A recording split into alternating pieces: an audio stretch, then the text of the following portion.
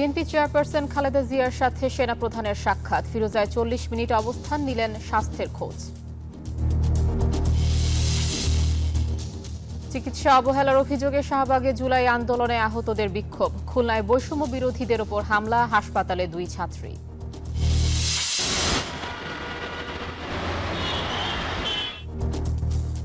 তীব্র শীতে নগর জীবনে ছন্দপতন, চলতি মাসে আরো 3টি শৈত্যপ্রবাহের অপেক্ষা।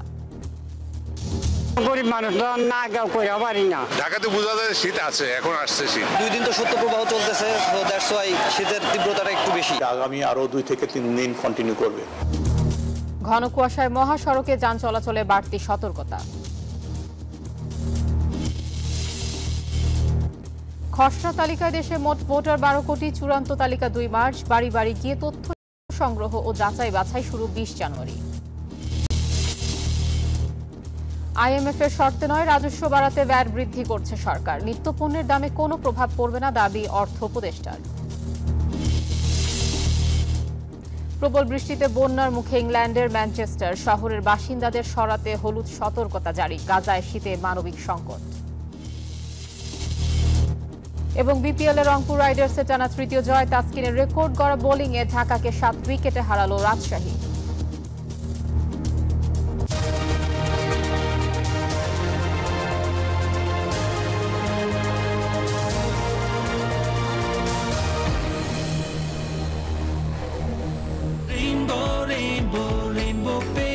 Rainbow Paints, the color of joy. স্বাগত জানাচ্ছি নিউজ 24 সংবাদে। সঙ্গে আছি আমি কাজী আয়েশা। দেখছিলেন সংবাদ শিরোনাম। এর আরেক নাম একদম ইউনিক স্ট্রাকচারাল ডিজাইনের কসমিক ডো। এর ওয়াল থিকনেস ও রিপ থিকনেস বেশি থাকা থেকে 50 বছরেরও বেশি। কসমিক ডো, নিশ্চিন্তে 50 বছর। এবার বিস্তারিত।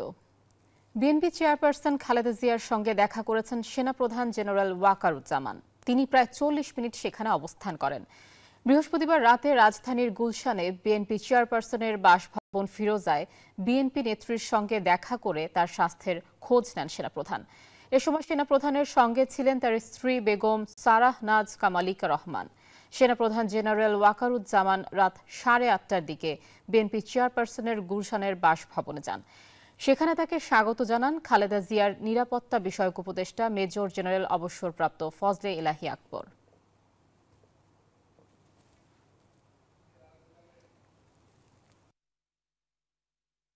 এই যে আমার ব্যাংক আরএফএল গাস্টো, এর সায়েন্টিফিক নজল আর ব্রাশ বার্নার তাপকে সমানভাবে ছড়িয়ে খরচ বাঁচায় 25%। আরএফএল গ্যাস স্টোভ নিরাপদ ও গ্যাস সাশ্রয়ী। 304 ফুড গ্রেড স্টেইনলেস স্টিলে তৈরি, যা নিশ্চিত করে জংবিহীন সিঙ্কের আজীবন নিশ্চয়তা। আরএফএল কিচেন সিঙ্ক, স্বাস্থ্যকর কিচেনের চিরস্থায়ী সমাধান। চিকিৎসায় অবহেলা সহ নানা অভিযোগে বিএসএমএমইউ এর সামনের সড়ক অবরোধ করে আন্দোলন করেছেন বৈষম্য বিরোধী আন্দোলনে আহতরা। অভিযোগ, ফ্যাসিবাদের দোসররা এখনও হাসপাতালে থাকায় চরম অবহেলায় দিন কাটাচ্ছেন তারা। একই অভিযোগ ইউল্যাব বিশ্ববিদ্যালয়ের শিক্ষার্থীদের। সমন্বয়করা জানান, অভিযোগের সত্যতা পেলে দ্রুত ব্যবস্থা নেওয়া হবে। বিএসএমএমইউ হাসপাতালের সামনের সড়কে শুয়ে আছে রনি। স্বৈরাচার বিরোধী আন্দোলনে যোগ দিয়ে 17 জুলাই বরিশালে গুলিতে কোমর ভেঙে যায় তার। রনির পাশে হুইল চেয়ার সহ বিভিন্নভাবে অবস্থান করছে আরও অন্তত 20 জন আহত রোগী। মূলত এরা সবাই আন্দোলন পরবর্তী সময় থেকে বিএসএমএমইউতে সেবা নিচ্ছেন। এ সময় নিম্নমানের খাবার, চিকিৎসায় অবহেলা, অসদাচরণ সহ নানাবিধ অভিযোগে বৃহস্পতিবার সন্ধ্যা 6:30 থেকে পরিচালকের পদত্যাগ চেয়ে সড়ক আটকে আন্দোলন শুরু করেন তারা। আমরা যখন যেতাম আমাদের সাথে সে অনেকভাবে রুট ব্যবহার করতো, খারাপ ব্যবহার করতো, অনেক ক্ষেত্রে ওষুধ আনতে গেলে হয়রানি শিকার হইতো। ধাক্কা দেওয়া ফালা দিছে, আমি তার উপর দিয়ে আমার ওরা 2-3 থাপ্পড় মেরে ফেলছে। রক্তের গন্ধই এখনো শেষ হয় নাই, তারা এখনই মনে করেন আমাদের সাথে জুলুম করা শুরু করছে। হসপিটালে গুলি খেয়ে পড়ে রয়েছে, হাতের অবস্থা দেয় না, হাতে কোনো ঠিক হয় না। এক খাবার আমরা রোগীরা কয় বেলা খাবো। এই জায়গায় 3 তলায় আমরা যাই দেখবেন একজন আনসার দিয়ে কেসিকে আটকাইতো, আমাকে কোনো কথাও কইতে দেয় না, আমাকে বাইরেতে দেয় না। আমরা নিরুপায় হইয়া সবাই রাস্তায় নামছি। 7:15টায় আহতদের সাথে কথা বলতে আসেন জাতীয় নাগরিক কমিটির মুখ্য সংগঠক সার্জিস আলম। বলেন, এর সত্যতা পেলে আন্দোলনরতদের দাবির পক্ষে তিনি। বিভিন্ন অসুবিধার কথা যখন আহতদের ভাষ্য অনুযায়ী ডিরেক্টরকে বলতে যাওয়া হয়, তার রিপ্লেগুলো মানে যেভাবে যে ওয়েতে হওয়া উচিত ওই ওয়েতে হয় না, তার রিপ্লেগুলো হয় অনেকটা তুচ্ছ তাচ্ছিল্যভাবে এভাবে, এবং এভাবে বলা হয় যে তোমরা রিলিজ নিয়ে চলে যাও, এরকম অনেক কথা বলা হয় যেগুলো তাদের মনে হয় যে তাদের ন্যূনতম আত্মসম্মান যেটুকু ওই আত্মসম্মানেও লাগে। আন্দোলনকারীরা আরও অভিযোগ করেন, ফ্যাসিবাদের দোসররা এখনো হাসপাতালে গুরুত্বপূর্ণ পদে থাকায় এমনটি ঘটছে।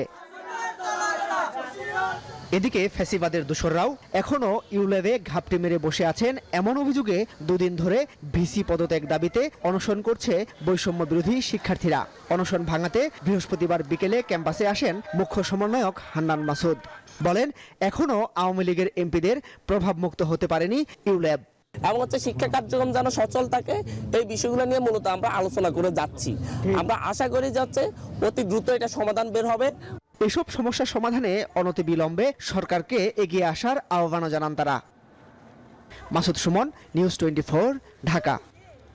বিজলি কেবলস যে কোনো স্থাপনার বৈদ্যুতিক সংযোগকে রাখে নিরাপদ। এর স্কিন কোটেড ইনসুলেশন সম্পূর্ণ ফায়ার রিটার্ডেন্ট, তাই বিজলি কেবলস নিজেই নিজেকে নেভায়। বিজলি কেবলস, নিরাপদ আজীবন। এদিকে খুলনায় বৈষম্য বিরোধী ছাত্র আন্দোলনের শিক্ষার্থীদের উপর অতর্কিত হামলা চালিয়েছে দুর্বৃত্তরা। হামলায় মোট 8 জন আহত হন। তাদের মধ্যে আশঙ্কাজনক 2 জনকে আইসিইউতে রাখা হয়েছে।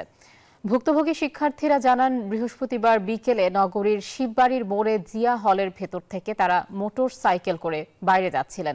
এ সময় 15 থেকে 20 জন দুর্বৃত্ত অতর্কিত ইট পাটকেল ও ছুরি দিয়ে হামলা চালায়। এতে 8 জন আহত হন। এই ঘটনার প্রতিবাদে সন্ধ্যায় শিববাড়ি মোড়ে বিক্ষোভ সমাবেশ করেন শিক্ষার্থীরা। প্রথমে বাপির উপরে হামলা করেছে। আমরা যখন কোথায় গেছি তখন আমাদের উপরে এলোপাতাড়িভাবে লাঠি মেয়েদের নির্লজ্জ ভাবে মারছে। আমরা চাচ্ছি যে প্রশাসনের দৃষ্টি আকর্ষণ করছি যে প্রশাসন এটা খতিয়ে দেখে অপরাধীদের বের করে এবং শাস্তি রাখবে। 10 ডিগ্রির ঘরে বিরাজ করছে দেশের সর্বনিম্ন তাপমাত্রা। রাজধানীতেও বেড়েছে শীতের দাপট। কুয়াশার সঙ্গী হয়েছে ক্ষণে ক্ষণে বয়ে যাওয়া হিমেল হাওয়া। আবহাওয়া অধিদপ্তর বলছে, চলতি মাসে দেশে বাড়বে শীতের তীব্রতা। চলতি মাসে 3 থেকে 5টি শৈত্যপ্রবাহের পূর্বাভাস দিচ্ছে আবহাওয়া অফিস। গতির শহর ঢাকায় বছরের শুরুতে তীব্র শীতের হানা। কুয়াশার সঙ্গী হয়েছে ক্ষণে ক্ষণে বয়ে যাওয়া হিমেল হাওয়া। ছন্দপতন হলেও থেমে থাকে না জীবনের চাকা। জীবিকার তাগিদে উষ্ণ কাপড় মুড়িয়ে বের হতে হয়েছে পেশাজীবীদের। ঢাকায় বছরের শুরুতে এমন শীত আগে দেখেনি বলে জানালেন তাদের কেউ কেউ। কাজ করতে কষ্ট দিকে গরিব মানুষ না কেউ করে পারি না। শীত মানে ঢাকাতে বোঝা যায় শীত আছে, এখন আসছে শীত।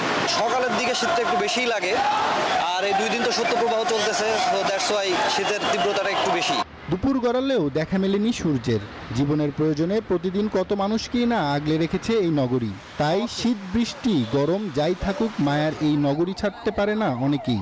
আজকে মনে হয় ঠান্ডাটা একটু বেশি মনে হচ্ছে, এই জন্য আগুন পোহাইতেছে। তা আমি বললাম দেখা গেল আমি একটু হাতটা একটু গরম করি। শীতের দিনে রোদ না উঠলে আর বাতাসের কারণে এমনি ঠান্ডা সহ্য করা যায় না। ঠান্ডা প্রচুর বাবা, ঠান্ডার তো গাড়ি চালানো যাচ্ছে না। আবহাওয়া অফিস বলছে শীতের এই তীব্রতা বহাল থাকবে আরো 4-5 দিন। গতকাল থেকেই সারা দেশে ঘন কুয়াশা রয়েছে। এই ঘন কুয়াশাটা বেসিক্যালি এটা অ্যাডভেকশন ফগ। এই ফগটা আগামী আরো 2 থেকে 3 দিন কন্টিনিউ করবে। শুধু খুলনা ছাড়া সারা দেশে এই ঘন কুয়াশা রয়েছে এবং এই কুয়াশা দেখা যাচ্ছে যে আপনার মধ্যরাত থেকে দুপুর পর্যন্ত এটা কন্টিনিউ করে।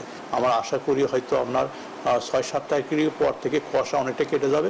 গেল ডিসেম্বরে তাপমাত্রা স্বাভাবিকের চেয়ে বেশি থাকলেও এ মাসে শীত জেঁকে বসতে পারে। চলতি মাসে আছে আরও 3 থেকে 5টি শৈত্যপ্রবাহের পূর্বাভাস।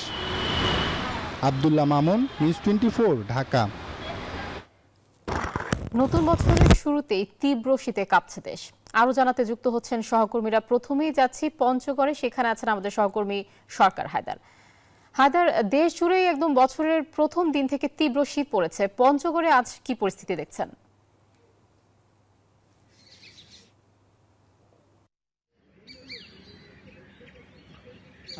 আপনাকে ধন্যবাদ আশা। আমরা যেটা জেনেছি, আজকে আবহাওয়া অফিস আমাদেরকে 6:30টায় যেটা জানিয়েছেন যে আজকে কিন্তু মৌসুমীর সর্বনিম্ন তাপমাত্রা বিরাজ করছে পঞ্চগড়ে, কারণ 8.5 ডিগ্রি সেলসিয়াস তাপমাত্রা নির্ণয় করেছে আবহাওয়া অফিস।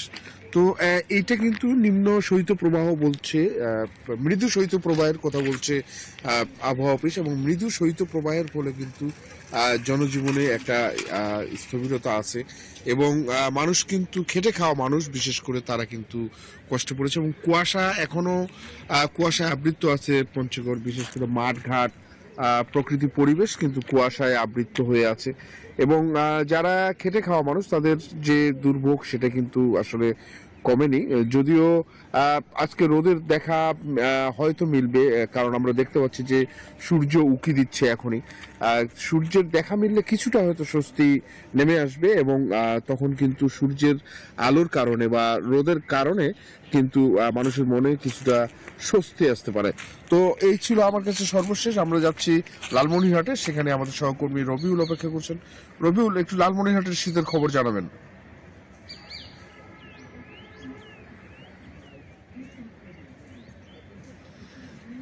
হ্যাঁ, ধন্যবাদ হায়দার। আপনি যেমনটি পঞ্চগড়ের খবর জানিয়েছিলেন, আমাদের লালমনিরহাটে কিন্তু 3 দিন ধরে মৃদু শৈত্যপ্রবাহ বয়ে যাচ্ছে। আজকে কিন্তু লালমনিরহাট জেলার সর্বনিম্ন তাপমাত্রা 9.5 ডিগ্রি সেলসিয়াস বলে আবহাওয়া অফিস আমাদের জানিয়েছেন। পাশাপাশি লালমনিরহাট জেলায় কিন্তু কুয়াশার চাদরে ঢেকে গেছে, বিশেষ করে কিন্তু হিমেল হাওয়ায় এলাকার মানুষ কিন্তু কাতর হয়ে গেছে। বিশেষ করে শ্রমজীবী মানুষ, ভ্যান চালক, অটো চালক এবং দিনমজুর মানুষ কিন্তু কাজকর্ম করতে পারছে না।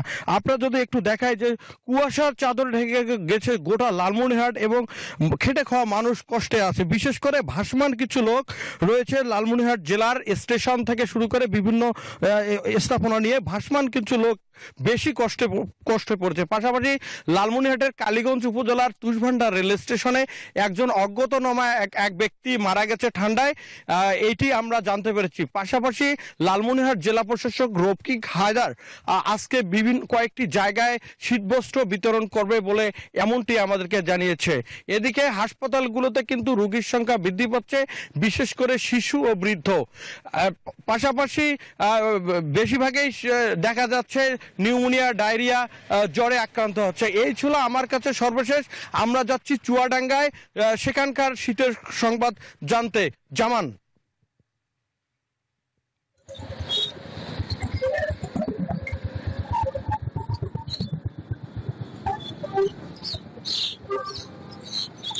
রবিউল, আপনাকে ধন্যবাদ। চুয়াডাঙ্গাতে কিন্তু গতকালের চেয়ে আজকে 1 ডিগ্রি তাপমাত্রা বৃদ্ধি পেয়েছে, কিন্তু কনকনে যে শীতের আভাস সেটি কিন্তু 1 বিন্দুও কমেনি, বরং হিমেল হাওয়ায় কিন্তু হাড় কাঁপানো শীত অনুভূত হচ্ছে। তো এই অবস্থায় চুয়াডাঙ্গার খেটে খাওয়া মানুষ যারা আছে, নিম্নজীবী শ্রমজীবী মানুষ যারা আছে, তারা কিন্তু এক প্রকার দুর্ভোগে পড়ে গিয়েছে। সকাল থেকেই আমরা দেখতে পেয়েছি ঘন কুয়াশা। এই ঘন কুয়াশার ভিতরে শ্রমজীবী মানুষ, সাধারণ মানুষ, তারা কিন্তু শীতের গরম কাপড় মুড়ি দিয়ে অনেকটা কষ্ট ভোগ করেই কিন্তু বাড়ির বাইরে বেরিয়ে এসেছে। জরুরি প্রয়োজন ছাড়া সাধারণ মানুষ কিন্তু বাইরে আসছে না। আমি এই অবস্থায় কিন্তু চুয়াডাঙ্গা সদর হাসপাতালে খোঁজ নিয়েছি। সেইখানে কিন্তু এই শীতের কারণে শীতজনিত রোগীর সংখ্যা অনেকটাই বেড়ে গিয়েছে। বিশেষ করে শিশু ও বয়স্কদের ভিতরে রোটা ভাইরাস জনিত ডায়রিয়া এবং ঠান্ডা জনিত রোগ বৃদ্ধি পেয়েছে। চিকিৎসক এবং সেবিকাদের কিন্তু অনেকটাই দুর্ভোগ পোহাতে হচ্ছে এই সকল রোগীদেরকে সেবা প্রদান করতে। আমি চুয়াডাঙ্গা আবহাওয়া অফিসে খোঁজ নিয়েছি, তারা যেটি বলছেন শীতের এই তীব্রতা কিন্তু আরো 2-1 দিন চুয়াডাঙ্গাতে থাকতে পারে। অন্যদিকে চুয়াডাঙ্গা জেলা প্রশাসনে আমি কিন্তু খোঁজ নিয়েছি, তারা যেটি বলছেন যে তারা যথাযথভাবে চেষ্টা করছেন শীতার্ত মানুষের মাঝে শীত বস্ত্র বিতরণের জন্য। এই ছিল চুয়াডাঙ্গা থেকে আমার কাছে, ফিরছি স্টুডিওতে। জামান, রবিউল এবং হায়দার, আপনাদের তিনজনকে ধন্যবাদ। গাছের অক্লান্ত পরিশ্রম আর সাধনায় শক্ত কাঠ থেকে মিষ্টি রস জমা হয় মাটির ভাঁড়ে। মমতা দিয়ে আগুনের জালে আরেক দফা সাধনার পর তৈরি হয় প্রাকৃতিক টলটলে লাল গুড় আর পাটালি, যা স্বাদে গন্ধে 1 নম্বর। তবে সেই যশে ধস নামতে বসেছে। 1 নম্বর খেজুর গুড় পরিণত হচ্ছে 2 নম্বরে। এর মাঝেও সুনাম ধরে রাখার চেষ্টা করছেন কেউ কেউ। যশোর থেকে ফিরে আরও জানাচ্ছেন বনিয়ামিন, ক্যামেরায় ছিলেন শেখ জালাল। প্রস্তুতি চলছে গাছের গাছে ওঠার পূর্ব প্রস্তুতি।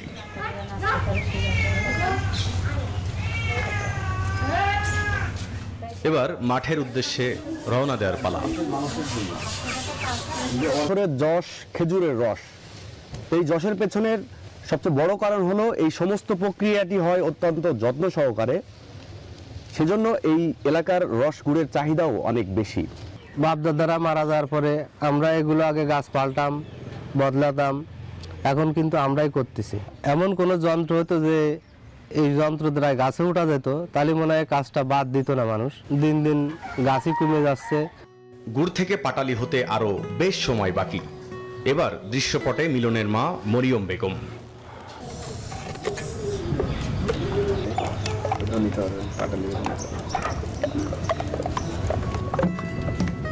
চরম ধ্যানে গুড় থেকে পাটালি বানানোর কাজটা তার পুরো শীত জুড়ে। এত কিছুর পরও সুনাম ধরে রাখতে না পারার আশঙ্কা এবং আক্ষেপ দুটোই জেঁকে বসেছে মিলনের মনে। চিনি আর মুসি দিয়ে যারা এই যে পাটালিগুলো তৈরি করে নিজে বিক্রি করতেছে, এদের জন্য কিন্তু আমরা ভালো জিনিস দিতে পারছি না। আমি যখন নিজে না খাতে পারবো তখন তো আরেকজনদের ওটা খাতে দেওয়া যাবে না। এইগুলো যদি বন্ধ হতো তাহলে রসগুলির মানটা আরো বাড়তো। তারপরও চেষ্টা গুণে মানে সুনাম ধরে রাখার। বনিয়ামিন, নিউজ 24, যশোর। ভোটার হালনাগাদের খসড়া তালিকা প্রকাশ করেছে নির্বাচন কমিশন। এতে দেখা গেছে দেশে মোট ভোটার বেড়ে 12,83,512 জনে দাঁড়িয়েছে। এর মধ্যে নতুন ভোটার 18,33,312 জন। ভোটার বৃদ্ধির হার 1.50%। ভোটার তালিকা হালনাগাদে 20 জানুয়ারি থেকে বাড়ি বাড়ি গিয়ে তথ্য সংগ্রহ করবে ইসি। চূড়ান্ত তালিকা প্রকাশ করা হবে আগামী 2 মার্চ। প্রতি বছর জানুয়ারি মাসে খসড়া ভোটার তালিকা প্রকাশ করে নির্বাচন কমিশন। তারই অংশ হিসেবে বৃহস্পতিবার এই সংবাদ সম্মেলনের আয়োজন করা হয় ইসি ভবনে। খসড়া তালিকার বিস্তারিত তুলে ধরে সিসিএএমএম নাসির উদ্দিনের নেতৃত্বাধীন নির্বাচন কমিশন। খসড়া ভোটার তালিকা প্রকাশিত হচ্ছে, সেখানে ভোটার সংখ্যা 12,36,83,512। এই এক বছরে আমাদের ভোটার সংখ্যা বেড়েছে 18,33,352 জন। 60টি দেশ থেকে এবার নতুন ভোটার হয়েছেন 13,151 জন বাংলাদেশি। আগামীতে 48টি দেশে এর পরিধি বাড়ানো হবে। দক্ষিণ পূর্ব এশিয়ায় মালয়েশিয়া এবং মধ্যপ্রাচ্যের 4টি দেশ, সৌদি আরব, কুয়েত, কাতার এবং সংযুক্ত আরব আমিরাত, আর ইউরোপের 2টি দেশ তথা যুক্তরাজ্য এবং ইতালিতে আমাদের 11টি মিশন অফিসে এই কার্যক্রম চালু হয়েছে। এই পর্যন্ত চূড়ান্তভাবে নিবন্ধন সম্পন্ন হয়েছে 13,151 জনের। বিতর্ক এড়িয়ে একটি নির্ভুল তালিকা প্রস্তুত করতে বাড়ি বাড়ি তথ্য সংগ্রহ ও যাচাই বাছাই করা হবে বলে জানায় কমিশন। বয়স গতকালকে 18 বছর হয়ে গেছেন, তারা যদি তালিকাভুক্ত নাও হয়ে থাকেন এবং আমাদের এই প্রক্রিয়ার মধ্যে যদি তালিকাভুক্ত হন, তারা ভোট দিতে পারবেন। দাবি, আপত্তি ও সংশোধনীর জন্য দাখিলকৃত আবেদনসমূহ নিষ্পত্তির শেষ তারিখ 30 জানুয়ারি 2025। চূড়ান্ত ভোটার তালিকা প্রকাশিত হবে 2 মার্চ 2025, যেটি আমাদের জাতীয় ভোটার দিবসও বটে। ভোটার হওয়ার বয়সসীমা 17 বছর করার বিষয়ে রাজনৈতিক ঐক্য ও সংবিধান সংশোধন হলে পরবর্তীতে ব্যবস্থা নেওয়া হবে। একটি নির্ভুল ভোটার তালিকা প্রস্তুত করতে সকলের সহযোগিতা চায় নবগঠিত ইসি। একটি ভোট অনুষ্ঠানের জন্য সার্বিকভাবে সবাইকে সচেতন করবেন। মাহমুদুল হাসান, নিউজ 24, ঢাকা। জি বলেন। নিউজ 24 সংবাদে নিচ্ছে একটা বিরতি, সাথেই থাকুন।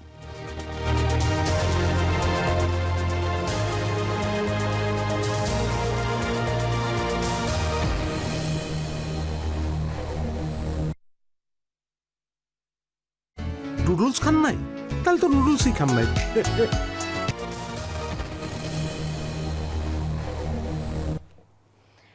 স্বাগত একবার নিউজ 24 সংবাদে। এবার জানাবো খেলার সংবাদ।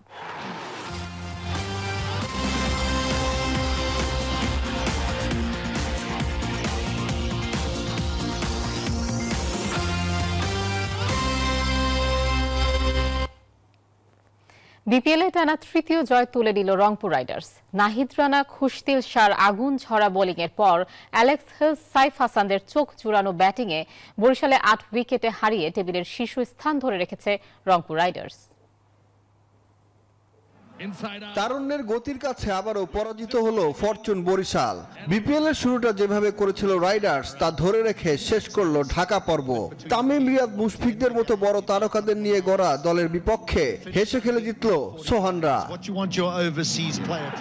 মিরপুরে টস জিতে ফিল্ডিংয়ে নেমে কন্ডিশনের ফায়দা খুব ভালোভাবেই লুটেছেন রংপুরের বোলাররা। নাহিদ রানা, খুশদিল শাহদের সামনে কোমর সোজা করে দাঁড়াতেই পারেননি বরিশালের ব্যাটাররা। বরিশালের কোনো ব্যাটারি খেলতে পারেননি 30 ঊর্ধ্ব ইনিংস। দলের হয়ে তামিম করেছেন সর্বোচ্চ 28 রান। শান্ত 9, হৃদয় 4 আর মায়ার্স ফেরেন 13 রানে। মুশফিক 15, রিয়াদ ফেরেন 10 রানে। এতেই 80 রানে 6 উইকেট হারিয়ে বিপদে পড়ে বরিশাল।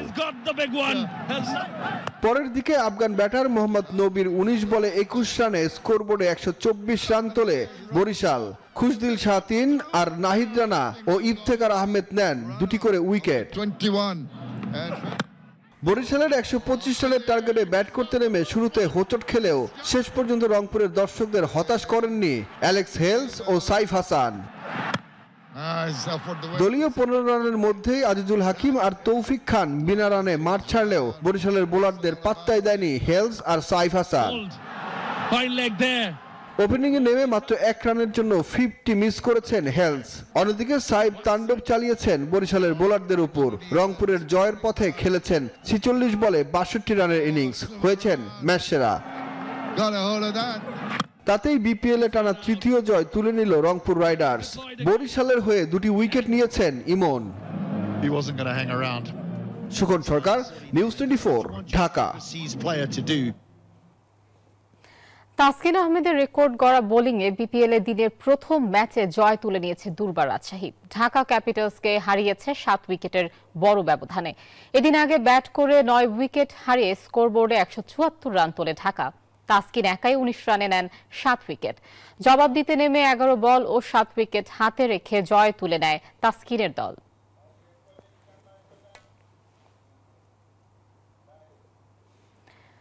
আর এই ছিল নিউজ 24 সংবাদে। আরো সংবাদ ও বিশ্লেষণ জানতে ভিজিট করুন news24bd.tv। সাথে থাকার জন্য ধন্যবাদ।